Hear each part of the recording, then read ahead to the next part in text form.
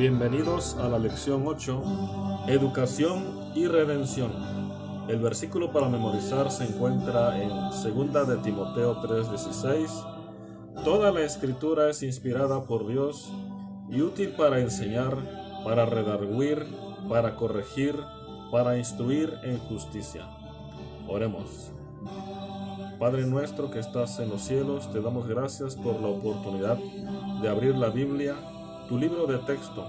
Ayúdanos a ser educados por ella y encontrar allí el camino a la redención. Te lo pedimos en el nombre de Jesús. Amén. Iniciemos con nuestro estudio.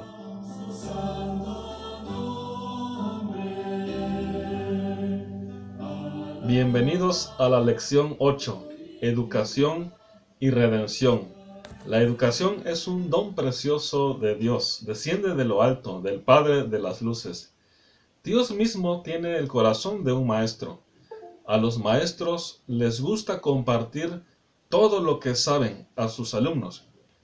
Preguntémonos, ¿qué pasaría si leyéramos la Biblia a través de la lente de la relación alumno-maestro?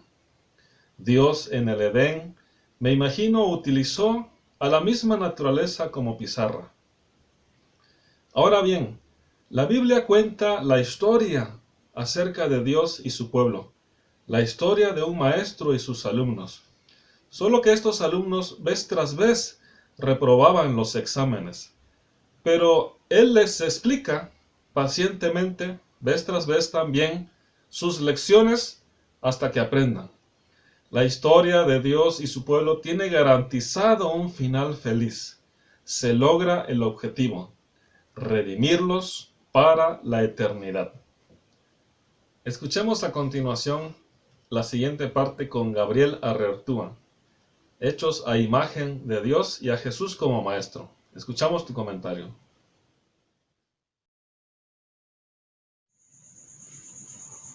Feliz sábado, hermanos. En este día estudiaremos la lección a imagen de Dios y Jesús como maestro. Para empezar, la Biblia nos dice que nosotros fuimos creados a imagen y semejanza de Dios. Sin embargo, con la entrada del pecado, esta imagen quedó distorsionada. En el libro de Génesis capítulo 5, versículo 3 nos dice que Adán engendró un hijo a su semejanza, conforme a su imagen, y lo llamó por nombre Set. De modo que esa imagen que originalmente, con la que originalmente Dios lo había creado, había quedado atrás. Y ahora nosotros hemos heredado la imagen y las cualidades pecaminosas que Adán tenía. Sin embargo, si indagamos dentro de nuestra humanidad, dentro de nosotros como seres humanos, todavía podemos encontrar algunos vestigios de la imagen con la que fuimos originalmente creados. ¿Qué pasa? Que nosotros encontramos que somos seres racionales, con voluntad propia, y ese es un reflejo de la inteligencia y de la libertad, cualidades que Dios tenía y que Dios tiene y que nos había puesto en el momento de nuestra creación. También tenemos una conciencia, ¿no? De repente hacemos juicios y sabemos qué es lo bueno que debemos de hacer. Y esa conciencia también es un reflejo de la santidad que Dios nos había puesto en nosotros al momento de la creación. Otra evidencia de que somos creados a imagen de Dios es cuando nosotros nos casamos, cuando nosotros abrazamos a alguien, cuando nosotros llegamos a amar a alguien. Son evidencia de la Trinidad de Dios. Son evidencia del carácter amoroso de Dios, con las cuales también nosotros fuimos creados en algún momento. Así que esos atributos que todavía podemos encontrar, esos vestigios que todavía hay dentro de nosotros, evidencian que un día fuimos totalmente a imagen y semejanza de Dios. Leo en el libro de San Lucas capítulo 19, versículo 10, y dice: porque el Hijo del Hombre vino a buscar y a salvar lo que se había perdido. Antes de poder salvar al que se había perdido, Jesús tenía primero que salvar lo que se había perdido. Y lo que se había perdido eran precisamente esas cualidades que reflejaban la imagen y semejanza de Dios. No podía salvar al perdido sin que éste primero no pudiera reflejar la imagen de Cristo. Por cuanto me han visto a mí, dijo Jesús, han visto al Padre. Sabemos perfectamente, como lo dice en el libro de Juan 4:24, que Dios es espíritu. Y entonces Él quería, y Él vino como un maestro para que nosotros pudiéramos conocerlo a Él, para que pudiéramos conocer al Padre y para que pudiéramos reflejar de nueva cuenta ese carácter y poder tener esas virtudes espirituales con las que un día contamos y poder adorar de la forma correcta y poder conocer a Dios de la forma correcta. Y ahora tenemos a Jesús como maestro. Tenemos a un Jesús que precisamente viene a mostrarnos ese carácter, viene a mostrarnos esa imagen como un maestro, que fue la mejor manera que Él encontró para venir y enseñarnos esas cualidades. Y tenemos acá la historia de Nicodemo. Nicodemo no era cualquier persona, era un hombre inteligente. Y muestra de ello es que Nicodemo era un maestro entre los judíos. Y no solamente era inteligente, también era sabio. Y muestra de ello era que era parte del Sanedrín, que era el consejo, el tribunal de justicia de los judíos. Y este Nicodemo podríamos decir que era la persona más indicada, la persona con el nivel y la capacidad de poder conocer la voluntad de Dios y entender y entablar una plática con Dios y con Jesús. Sin embargo, vemos que Nicodemo tuvo dificultades para poder comprender la verdad que Jesús le quería explicar. Y la verdad que Jesús le quería explicar era precisamente lo que habíamos visto de la imagen de Dios. Que esa imagen distorsionada tenía que ser cambiada a través de un nuevo nacimiento. Por cuanto todos pecamos y estamos destituidos de la gloria de Dios. Por cuanto todos nacimos de Adán y traemos esa consecuencia pecaminosa. En pecado me concibió mi madre, dice David.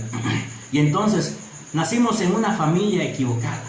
Y Dios quiere adoptarnos. Y para eso, para nacer en su familia, teniendo su imagen y su semejanza de nuevo, tenemos que nacer de nueva cuenta. Sin embargo, a Nicodemo le costó mucho trabajo poder comprender esta verdad que Jesús le quería enseñar. Hoy tenemos que comprender que necesitamos nacer de nuevo. Y como Nicodemo, tenemos que dejar a un lado nuestra inteligencia, dejar a un lado quizás nuestros títulos, nuestras posesiones, nuestra fama. Y como Nicodemo tener la actitud de llegar a Jesús, no como un maestro, sino como un humilde alumno que quiere aprender, que quiere conocer, que quiere indagar como Nicodemo lo hizo, preguntando, discutiendo, abriendo su mente y su corazón para adquirir las verdades que Jesús le quería enseñar. Ojalá que nosotros como Nicodemo podamos acercarnos y estar a solas con Cristo. Y un día podamos reflejar de nueva cuenta el carácter con el que fuimos creados a imagen y a su semejanza. Que el Señor nos bendiga, que este día sea un día de bendición y nos vemos en la próxima. Qué interesante. Vimos cómo Jesús vino a este mundo como maestro. En su función docente, Él enseñó la redención a sus alumnos. Ahora veamos con Moisés Arreortúa el libro de texto. No se puede concebir la educación, sobre todo en la redención, si no hay un libro de texto, las Sagradas Escrituras. Escuchemos tu comentario.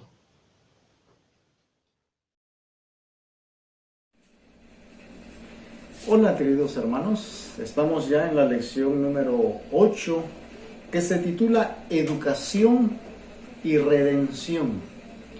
Es interesante saber que las Escrituras, toda la Biblia, está diseñada o está escrita para nuestra redención, para nuestra salvación. No hay una cita bíblica o no hay una parte de la Biblia autorizada para atacar o para lastimar o para agredir, sino que toda la Escritura es para nuestra salvación. Veamos lo que dice 2 de Timoteo capítulo 3, versículo 16. 2 de Timoteo 3, 16 es la cita especial de esta semana. Toda la Escritura es inspirada por Dios y útil para enseñar, para redarguir, para corregir, para instruir en justicia. Y dice el versículo 17, a fin de que el hombre de Dios sea perfecto, enteramente preparado para toda buena obra. Ese es el plan de Dios para la Escritura, para la Biblia. Un material especial para nuestra instrucción, para nuestra enseñanza. Los primeros 5 libros de la Biblia, llamados el Pentateuco, los libros de Moisés, o la Torá. La palabra Torá significa realmente enseñanza o instrucción. Esos libros contienen las leyes, las normas, contiene los reglamentos del pueblo de Israel, del pueblo judío. Ahí hay leyes sobre matrimonio, leyes civiles, leyes religiosas, leyes de salud, cuál se va a comer, cuál no se va a comer, leyes de la sociedad, cómo se van a comportar entre vecinos, entre familiares. Todas las leyes están ahí. Sin embargo, esos libros se llaman Torá, que significa enseñanza. O sea, no son leyes para que yo los cumpla y entonces me gano el favor de Dios. No, no son leyes para ganarse el favor de Dios, sino que son enseñanzas para mi propio beneficio, para vivir mejor, para tener una buena sociedad, una buena relación con el prójimo. Entonces, la palabra de Dios, la Biblia, es un libro especial para nuestra instrucción. Es un libro donde nosotros vamos a aprender y vamos a conocer cómo nos vamos a relacionar, cómo vamos a vivir, cómo vamos a ser mejores ciudadanos todavía. Por eso leíamos la última parte de 2 de Timoteo 3, 17, para que el hombre de Dios sea perfecto, para que sea enteramente preparado para hacer buenas obras. Esa es la función de la Santa Biblia. Para eso está escrito este maravilloso libro. Ahora veamos también la parte del miércoles donde nos habla de la sabiduría.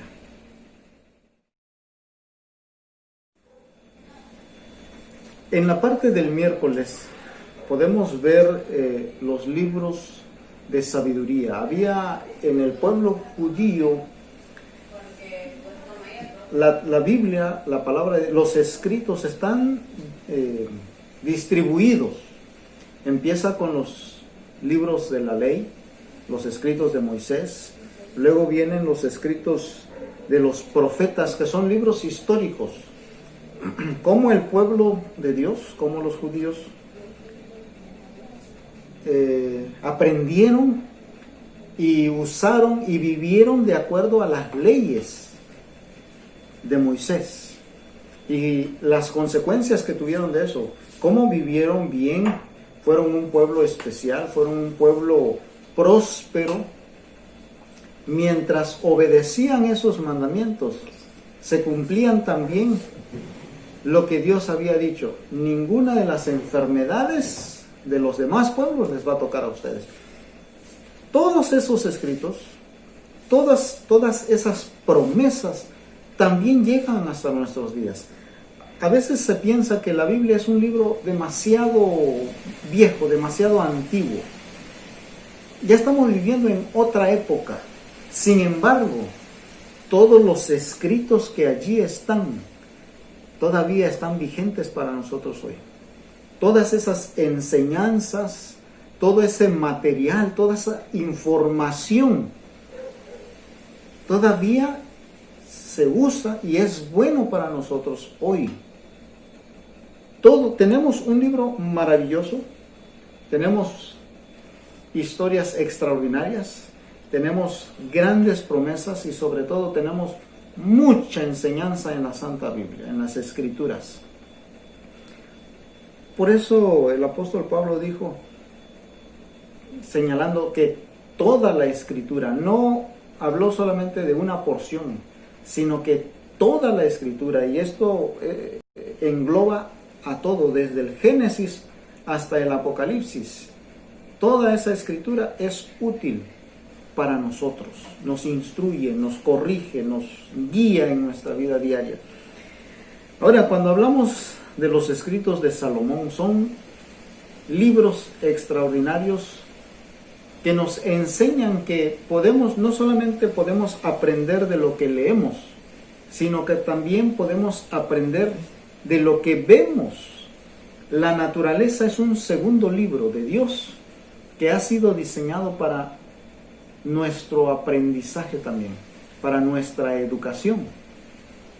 En este trimestre estamos hablando sobre la educación y Dios ha dejado mucho material para que aprendamos todos los días, para que sepamos vivir todos los días. Podemos aprender de la hormiga, podemos aprender de la naturaleza, de los animales, de las plantas, de todo lo que nos rodea. Dios colocó cada cosa, cada detalle para nuestra enseñanza. Hay muchas formas de aprender de lo que Dios ha puesto en este mundo para nuestro bien, para que el hombre y la mujer puedan vivir primero de manera exitosa, para que puedan vivir de manera sana, para que puedan desarrollarse, desenvolverse con la sociedad. Y toda esta enseñanza, todo este aprendizaje lo debemos dar a conocer a los demás. Debemos enseñarlo a los que nos rodean. Debemos comunicarlo también. Todo esto es gracias a nuestro Dios. Que Dios nos bendiga en este día.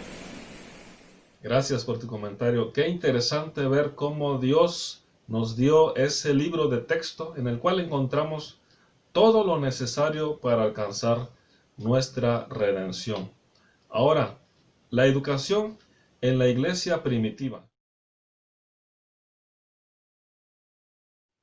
Es notable el principio educativo de las Escrituras cuando Jesús, el gran maestro, se prepara para dejar a sus alumnos, o sea, a sus discípulos, para irse al cielo. Estuvieron con él 3 años y medio, lo suficiente para considerar que estaban listos para valerse por sí solos. Pero en realidad no estarían solos. Les proporcionó ayuda y educación continua bajo la tutela del Espíritu Santo. La obra del Espíritu Santo indudablemente es educativa, principalmente respecto a buscar la verdad.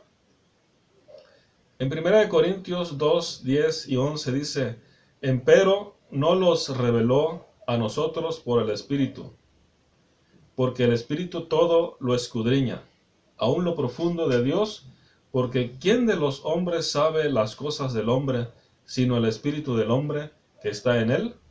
Así tampoco nadie conoció las cosas de Dios, sino el Espíritu de Dios.